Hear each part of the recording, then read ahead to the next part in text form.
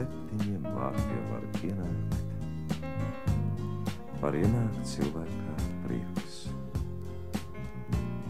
Kas zina, varbūt brīdis tāds pienāks, kad tavs prieks būs tev ienaidnieks. Kad nekas nav palicis tevī, tad paliks vairs tikai prieks.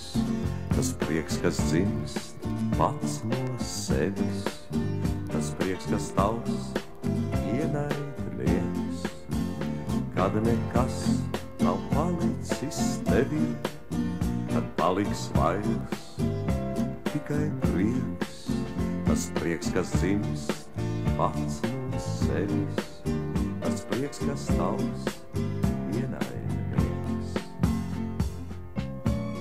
Tu tam netici, grūti tev saprast, ka reizēm varbūt arī tā, kad ar sevi tik ļoti ir atrasts, kad tu smejies no itin nekā. Kad nekas nav palicis tevī, tad paliks vairs tikai prieks. Tas prieks, kas dzimst pats no sevis, tas prieks, kas tavs ienaidnieks.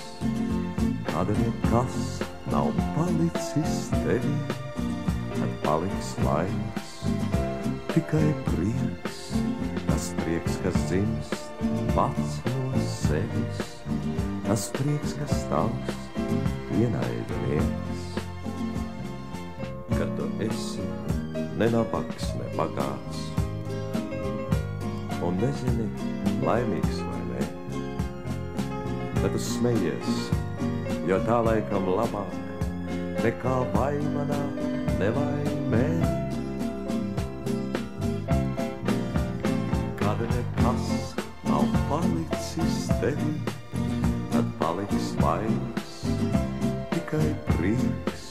Tas prieks, kas dzimst pats no sevis, tas prieks, kas tavs ienaidnieks. Kad nekas nav palicis tevī, tad paliks vairs tikai prieks. Tas prieks, kas dzimst pats no sevis, tas prieks, kas tavs. Kad nekas nav palicis tevī, tad paliks vairs tikai prieks. Tas prieks, kas dzimst pats no sevis, tas prieks, kas tavs ienaidnieks.